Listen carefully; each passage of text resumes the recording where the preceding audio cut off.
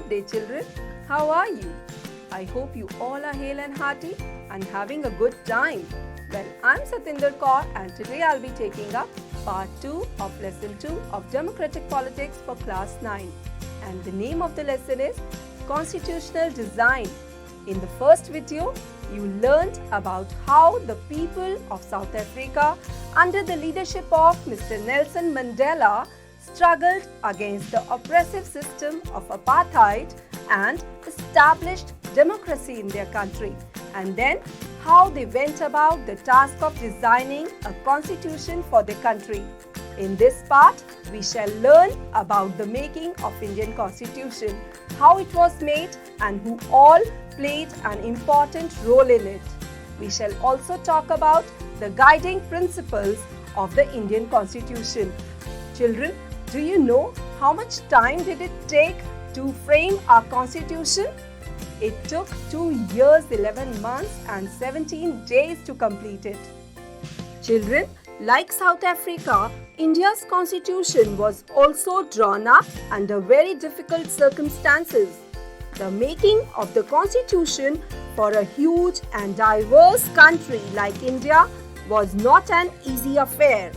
At that time, the people of India were moving toward becoming citizens from subjects. The country had suffered the pain of partition on the basis of religious differences. This was a traumatic experience for the people of India and Pakistan.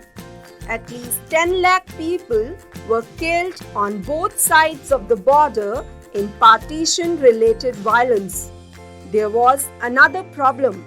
The British had left it to the rulers of the princely states to decide whether they wanted to merge with India or with Pakistan or remain independent. The merger of these princely states was a difficult and uncertain task. When the Constitution was being written, the future of the country did not look as secure as it does today. The makers of the Constitution had anxieties about the present as well as the future of the country. Children, I want you to speak to your grandparents or some other elders and ask them if they have any memory of partition or independence or the making of the Constitution. What were their fears and hopes about the country at that time? Now, despite all these difficulties, there was one big advantage for the makers of the Indian Constitution.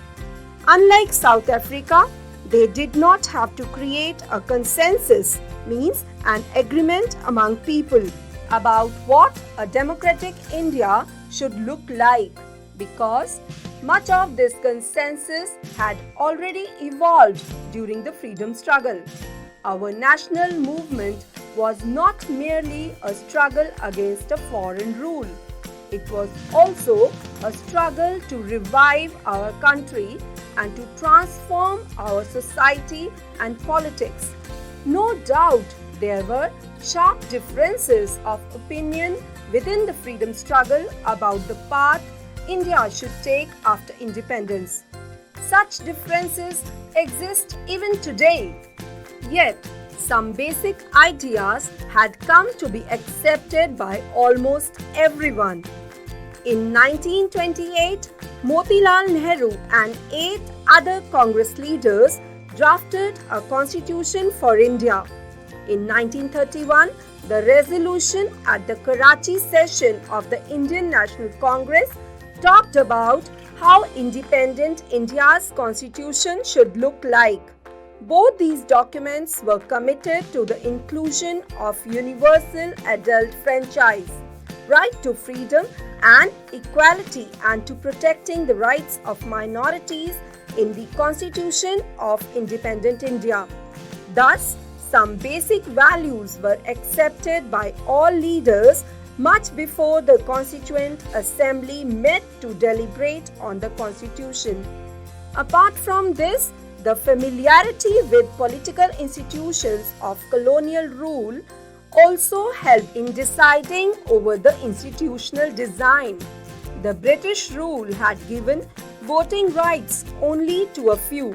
On that basis, the British had introduced very weak legislatures. Elections were held in 1937 to provincial legislatures and ministries all over British India. These were not fully democratic governments, but the experience gained by Indians in the working of legislative institutions proved to be very useful for the country in setting up its own institutions and working in them. That is why the Indian Constitution adopted many institutional details and procedures from colonial laws like the Government of India Act 1935. Years of thinking and deliberation on the framework of the Constitution had another benefit. Our leaders gained confidence to learn from other countries. Many of our leaders were inspired by the ideals of French Revolution, the practice of parliamentary democracy in Britain, and the Bill of Rights in the US. The Socialist Revolution in Russia had inspired many Indians to think of shaping a system based on social and economic equality. Yet, they were not simply imitating what others had done. At each step, they were questioning whether these things suited our country. So, children, all these factors contributed to the making of our Constitution. Now, the question is, who made the Indian Constitution? So, children, this task was done by the Constituent Assembly. It was an assembly of elected representatives. Elections to the Constituent Assembly were held in July 1946. Its first meeting was held in December 1946. Soon after, the country was divided into India and Pakistan.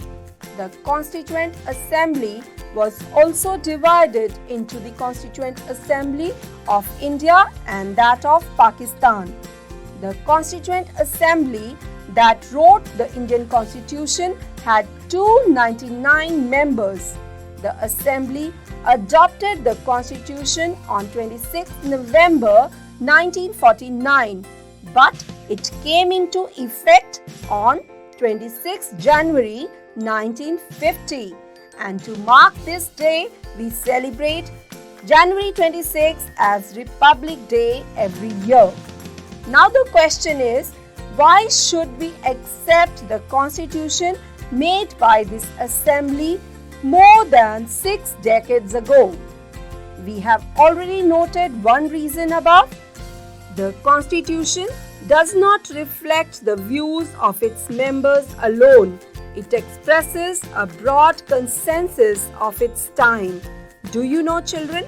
Many countries of the world had to rewrite their constitution because the basic rules were not acceptable to all major social groups or political parties.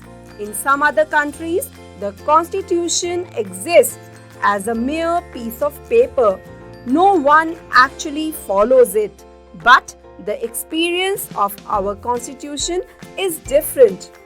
Over the last half a century, several groups have questioned some provisions of the Constitution, but no large social group or political party has ever questioned the legitimacy of the Constitution itself. This is an unusual achievement for any constitution. The second reason for accepting the Constitution is that the Constituent Assembly represented the people of India. Children, there was no universal adult franchise at that time. So, the Constituent Assembly could not have been chosen directly by all the people of India. It was elected mainly by the members of the existing provincial legislatures that we talked about earlier, and thus all the regions got a fair representation in the Constituent Assembly. the assembly was dominated by the Indian National Congress, the party that led India's freedom struggle, which itself included a variety of political groups and opinions. The assembly also had many members who did not agree with the Congress. In social terms too, the assembly represented members of different languages, different language groups, castes, classes, religions, and occupations. Even if the Constituent Assembly was elected by universal adult franchise, its composition would not have been very different. Finally, the manner in which the Constituent Assembly worked gives sanctity to the Constitution. The Constituent Assembly worked in a systematic, open, and consensual manner. First, some basic principles were decided and agreed upon. Then, a drafting committee chaired by Dr. B.R. Ambedkar prepared a draft constitution for discussion. Several rounds of thorough discussion took place on the draft constitution. Clause by clause, more than 2,000 amendments were considered. The members deliberated for 114 days, spread over a period of 3 years. Every document presented and every word spoken in the Constituent Assembly has been recorded and preserved. These have been printed in 12 bulky volumes called Constituent Assembly Debates. These debates provide the logic behind every provision of the Constitution. These are also used to interpret the meaning of the Constitution. Children, now let's talk about some of the makers of the Indian Constitution. First of all, take a look at this picture of Vallabhbhai Jhavarbhai Patel, who was born in Gujarat.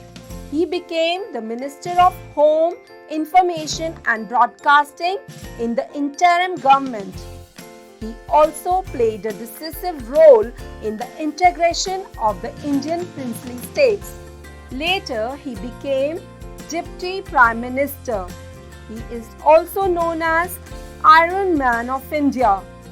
Now we have the picture of Abul Kalam Azad, who was born in Saudi Arabia. He was an educationist, author, and scholar of Arabic. He opposed Muslim separatist politics and later he became Education Minister in the first Union Cabinet. Then we have the picture of T.T. Krishnamachari, who was born in Tamil Nadu. He was a member of the drafting committee. Later, he became Finance Minister in the Union Cabinet. Children, this is the picture of Sri Rajendra Prasad, who was born in Bihar. He was the President of the Constituent Assembly. Later, he became the first President of India. Next, we have the picture of H.C. Mukherjee. He was born in Bengal. He was the Vice Chairman of the Constituent Assembly. Later, he became the Governor of West Bengal. Now we have the picture of Mr. Baldev Singh, who was born in Haryana. He was a leader of the Panthik Akali Party in the Punjab Assembly. Later, he became Defence Minister in the Union Cabinet. Children, I'm sure you recognize this gentleman in the picture. Yes, Bhimrao Ramji Ambedkar. He was born in Madhya Pradesh and was the chairman of the drafting committee. Later, he became Law Minister in the first cabinet of post-independence India. Now we have the picture of Pandit Jawaharlal Nehru, who was born in Uttar Pradesh. He was the Prime Minister of the interim government and later he became the first Prime Minister of India. Now we have the picture of Srimati Sarojini Naidu, who was born in Andhra Pradesh. She was a poet, writer and political activist. Later, she became the governor of Uttar Pradesh. Children, now I want you to find out if there was any member of the Constituent Assembly from your state or region. Make a sketch of that leader and write a short note on him or her. Now let's move ahead and understand the guiding values of our Constitution. We can do this by reading the views of our leaders as well as by reading the preamble of the Constitution. So let's first read the views of some of our leaders and understand what they wanted the Indian Constitution to do. Although Mahatma Gandhi was not a member of the Constituent Assembly, yet there were many members who followed his vision. Years ago, writing in his magazine Young India in 1931, he had outlined his vision in the following words: I shall strive for a constitution which will release India from all thraldom and patronage. I shall work for an India in which the poorest shall feel that it is their country, in whose making they have an effective voice, an India in which there shall be no high class and low class of people, an India in which all communities shall live in perfect harmony. There can be no room in such an India for the curse of untouchability or the curse of the intoxicating drinks and drugs. Women will enjoy the same rights as men. I shall be satisfied with nothing else. This dream of an India that has no place for inequality was shared by Dr. Ambedkar, who played a key role in the making of the Constitution. But he had a different understanding of how inequalities could be removed. He often bitterly criticized Mahatma Gandhi and his vision. Let's read his concluding speech to the Constituent Assembly, in which he stated his anxiety very clearly. On the 26th of January 1950, we are going to enter a life of contradictions. In politics, we will have equality, and in social and economic life, we will have inequality. In politics, we will be recognizing the principle of one man, one vote, and one vote, one value. In our social and economic life, we shall, by reason of our social and economic structure, continue to deny the principle of one man, one value. How long shall we continue to live this life of contradictions? How long shall we continue to deny equality in our social and economic life? If we continue to deny it for long, we will do so only by putting our political democracy in peril. So children, these were the views of Bhimrao Ramji Ambedkar. Finally, let's hear Pandit Jawaharlal Nehru giving his famous speech to the Constituent Assembly at the stroke of midnight on 15th August 1947. Long years ago, we made a tryst with destiny, and now the time comes when we shall redeem our pledge, not wholly or in full measure, but very substantially. At the stroke of the midnight hour, when the world sleeps, India will awake to life and freedom. Children, after knowing the views of these leaders, you must have got a fair idea about what kind of values were included in our Constitution. Now let's move ahead and talk about the preamble. Children, preamble is an introductory statement in a Constitution which states the reason and the guiding values of the Constitution. These values guide all the articles of the Constitution. Taking inspiration from American model, Most countries in the world begin their constitutions with a preamble. Children, this is the preamble of the Constitution of the United States. Let's read it. We, the people of the United States, in order to form a more perfect union, establish justice, ensure domestic tranquility, provide for the common defense, promote the general welfare, and secure the blessings of liberty to ourselves and our posterity, do ordain and establish this Constitution for the United States of America. Now let's read the preamble of the South African Constitution.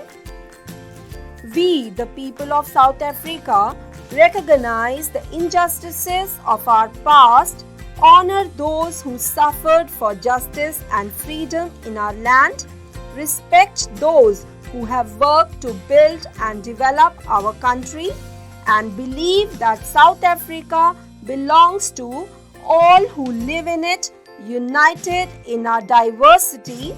We, therefore, through our freely elected representatives, adopt this Constitution as the supreme law of the Republic, so as to heal the divisions of the past and establish a society based on democratic values, social justice, and fundamental human rights. Lay the foundations for a democratic and open society in which government is based on the will of the people and every citizen is equally protected by law. Improve the quality of life of all citizens and free the potential of each person, and build a united and democratic South Africa able to take its rightful place as a sovereign state in the family of nations. May God protect our people. God bless South Africa. Children, I hope you got an idea about what a preamble is. Now let's talk about the preamble of our Constitution. The preamble of the Indian Constitution reads like a poem on democracy. It contains the philosophy on which the entire Constitution has been built. It provides a standard to examine and evaluate any law and action of government to find out whether it is good or bad. It is the soul of the Indian Constitution. Now let's read it carefully. We, the people of India, having solemnly resolved to constitute India into a sovereign, socialist, secular, democratic republic, and to secure to all its citizens justice, social, economic, and political, liberty of thought, expression, belief, faith, and worship, equality of status and of opportunity, and to promote among them all fraternity, assuring the dignity of the individual and the unity and integrity of the nation. In our Constituent Assembly, this 26th day of November 1949, do hereby adopt, enact, and give to ourselves this Constitution. Now let's try to understand its keywords one by one. First we have we the people of India, which means the Constitution has been drawn up and enacted by the people through their representatives and not handed down to them by a king or any outside powers. Next we have the term sovereign, which means people have supreme right to make decisions on internal as well as external matters. No external power can dictate the government of India. The next keyword is socialist, which means wealth is generated socially and should be shared equally by society. Government should regulate the ownership of land and industry to reduce socio-economic inequalities. Then we have the term secular, which means citizens have complete freedom to follow any religion. but there is no official religion. Government treats all religious beliefs and practices with equal respect. Next, we have the term democratic, which means the country has a form of government where people enjoy equal political rights, elect their rulers, and hold them accountable. The government is run according to some basic rules. The next keyword is republic, which means the head of the state is an elected person and not a hereditary position. Next, we have the term justice, which means citizens cannot be discriminated on the grounds of caste, religion, and gender. Social inequalities have to be reduced. Government should work for the welfare of all, especially of the disadvantaged groups.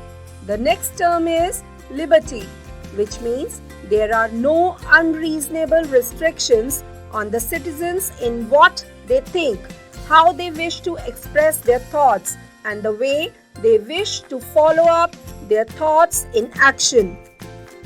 Then there is the term equality, which means all are equal before the law. The traditional social inequalities have to be ended. The government should ensure equal opportunity for all. Last, we have the term fraternity, which means all of us should behave as if we are members of the same family. No one should treat a fellow citizen as inferior. Children, you should know that the terms socialist and secular were added in the preamble through the 42nd Constitutional Amendment in 1976. Children, a constitution is not merely a statement of values and philosophy. A constitution is mainly about embodying these values into institutional arrangements. Much of the document called Constitution of India is about these arrangements. It is a very long and detailed document. Therefore, it needs to be amended quite regularly to keep it updated. Those who made the Indian Constitution felt that it has to be in accordance with people's aspirations and changes in society. They did not see it as a sacred, static, and unalterable law. So, they made provisions to incorporate changes from time to time. These changes are called constitutional amendments. The Constitution describes the institutional arrangements in a very legal language. If you read the Constitution for the first time, it can be quite difficult for you to understand. Yet, the basic institutional design is not very difficult to understand. Like any constitution, the Indian Constitution lays down a procedure for choosing persons to govern the country. It defines who will have how much power to take which decisions, and it puts limits to what the government can do by providing some rights to the citizen that cannot be violated. So children, that was all about the lesson. I hope you understood it well. In the coming lessons too, we will talk about some key constitutional provisions and understand how they work in democratic politics. Now it's time to take up a few exercises related to the chapter. First, we have some sentences and you have to tell if these sentences are true or false. The first sentence is, Dr. Bhimrao Ambedkar was the first president of India. So children, is it true or false? This sentence is false because Dr. Ambedkar was not the first president of India. Rather, he was the first law minister of the country. The second question is, the elections to the provincial legislatures were held in India in 1937. So children, this sentence is true.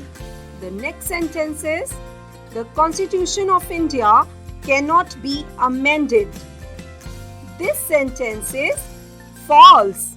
We just read about constitutional amendments, that the Constitution can be amended as per the needs of the times. Now let's move further and take a look at the last sentence. A democracy cannot function without a constitution. Yes, it is absolutely true. Now let's move further and match the names of these leaders with their roles in the making of the constitution. First we have Motilal Nehru, and he prepared a constitution for India in 1928. Next we have B.R. Ambedkar. He was the chairman of the drafting committee. Next we have Rajendra Prasad. He was the president of the Constituent Assembly. Last we have Sarojini Naidu. She was a member of the Constituent Assembly. Now we have some of the guiding values of the Constitution and the meaning. You have to match them correctly. First we have sovereign, which means yes, people have the supreme right to make decisions. Next we have republic, which means head of the state is an elected person. Next is fraternity, which means people should live like brothers and sisters. Good. Last one is secular, which means government will not favor any religion. Very good. Children, now we have some questions which you have to answer in 1 or 2 words. And the first question is, who drafted the Constitution of India? And the answer is, yes, the Constituent Assembly. Second question is, who was the president of the Constituent Assembly? And the answer is Dr. Rajendra Prasad. The third question is, how much time was taken to complete the Constitution of India? Yes, 2 years, 11 months and 17 days. The next question is, how many members were there in the Constituent Assembly of India? Yes, you're right, 299 members. And the last question of the day, when did our Constitution come into being? And the answer is 26 January 1950. Very good. With this, we come to the end of today's video. I'm sure you liked it and got to know a great deal about Indian Constitution, how it was made and what its guiding principles are. That's all for now. I'll be back soon with some more interesting videos. Till then, stay healthy, stay happy.